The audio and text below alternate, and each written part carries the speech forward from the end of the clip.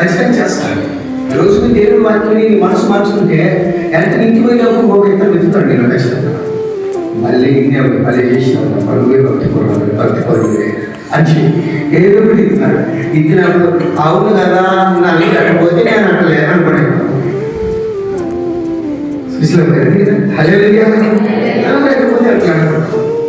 అప్పుడేమైంది? మనసు మారిపోయింది, స్థిరంగా లేదు.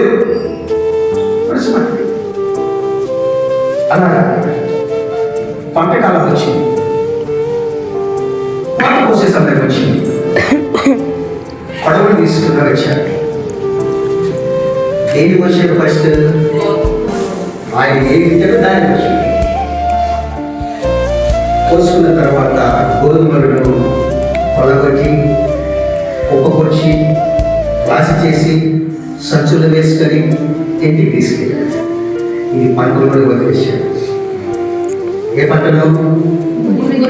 గురిగింజలు ఎక్కడ వదిలేశాడు? పంటలు. దాన్ని కూడా మరలో వచ్చాడు. అంతే తర్వాత అవి పోసి ఎక్కడ వేసాడు? ఇంటికి తీసుకెళ్ళాడు. అక్కడే వేసి